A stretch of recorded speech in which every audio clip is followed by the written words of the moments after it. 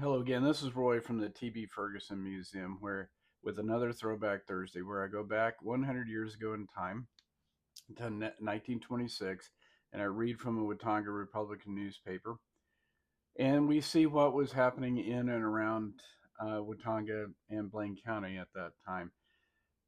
And if an old guy reading from an old newspaper is your thing, this that you came to the right place. If you like what we're doing, you want to support the museum, you want to support our content, click that like button, click that follow button, and become a Ferguson fan. And you'll be able to keep up with the events and the happenings in and around not just the museum, but Watauga in general. Let's go forward. Let me turn on my machine here. You'll hear it come on. And as always, I start off with the Liberty Theater because it's entertainment and the it's interesting for me at least to see how things have changed. So Friday and Saturday, Tom Mix in the Lucky Horseshoe. It's a story of romance, of Wild West cow of the Wild West cowboy in old Spain. Also, the ninth chapter of the Wild West serial, and a Ben Turpin comedy. I just saw something about him, Ben Turpin. I can't tell you about it. Just accidentally. Saturday matinees, 1 to 3, 10 cents and 20 cents. Monday and Tuesday. I'm gonna go through this really fast because we've got a lot of material to cover.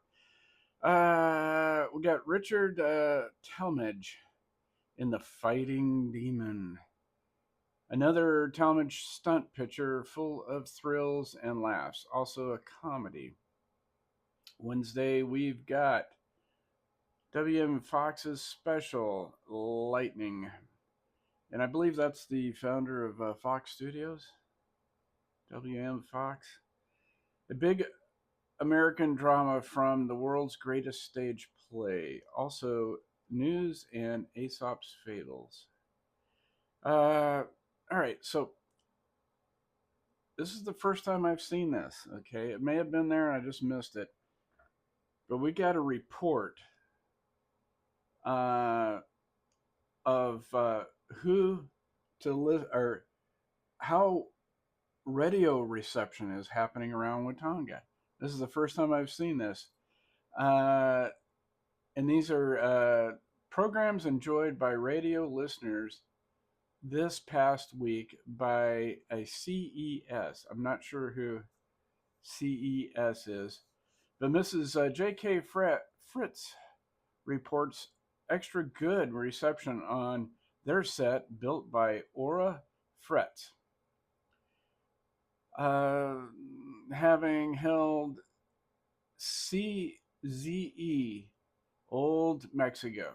That's the CZE is the Mexico or the call sign for this Mexico radio station.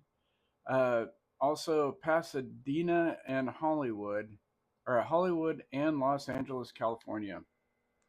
So they're picking up Mexico and West Coast stations, besides many other stations. And during the in what is that word? They hey, this is honest. They throw words up that we just don't use very often. Or at all anymore. So, I this little speed bump that I hit is one of those words. Anyhow, the going forward because we're going to run out of time. Also, WFAA out of Dallas seems to be the great favorite around here. Also having a good program. And their early bird club program is getting better and better all the time. Uh, Reception was extra good on Thursday and Friday night, and full of excellent programming. Uh, the the lecture from the home the first school of character given Thursday night from KOA Denver. I think that's still a radio station. Was good and well worth listening to it.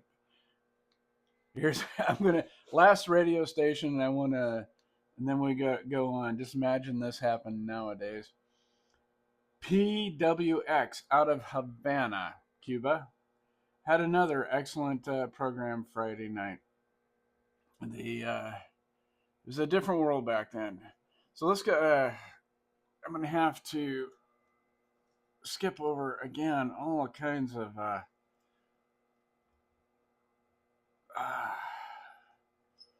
consumer goods. The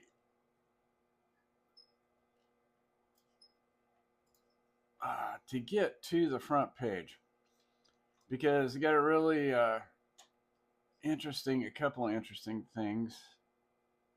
Uh,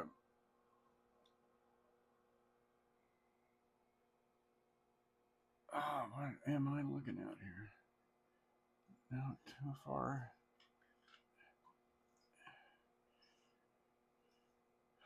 I was afraid of that.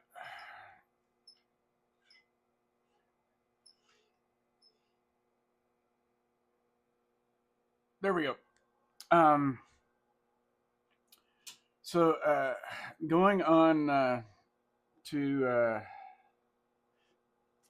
so let's current events. 100 years ago, this week, the groundhog saw his shadow too and got 6 more weeks. They have 6 more weeks of winter too. Uh, it's just it's such it's so tiresome. Um, anyhow, don't want to get on that too much. Uh, one of my fascinations, one of the things I hope I don't bore you guys too much with it, but talking about prohibition and uh, uh, that time period, because we got a kind of a parallel thing here, especially um, with the cannabis industry, I guess, a bit, or uh, here in Oklahoma and nationwide and everything. The cannabis uh, subject, I guess, whether you're pro or con, doesn't matter. I'm not going to get on that and everything. Anyhow, so this is Prohibition era, and we got there's a front page article about small quantities contains poison to kill. Okay, the and what are we talking about? A temperance lecturer without words is the still analyst of this liquor samples of mash and finished product as displayed in the window of Hooper's Drug for the past several days. It was captured by Sheriff Law and his deputies among the Blackjacks about 7 miles southeast of Watonga. The operator was not in evidence when the still was discovered. This whiskey still. The still contained contents consists of 2 coal oil, metal, or iron barrels filled with corn mash, a copper wire pieced out with common old lead hollow wire hose, I guess they're talking about, which was used to run liquid from the still into the iron container. A more deadly trap would have been hard to find. This mash is in contact with iron but the lead pipes. Okay, so uh, this this still this operation everything was using copper and lead pipes, and that is true. The it is making a poisoned uh, alcohol, lead with lead poisoning. I'm gonna shut this thing off right now, at least. Um, but what was interesting to that article and everything like that is which is relevant to this today for a lot of subjects. It was not wrong for them to say that this still was a dirty still, and it was probably contributing to health issues around whoever was consuming it. Um, I'd be hard pressed to say that they cared that much. I have no evidence of that. They probably drank it anyway. But the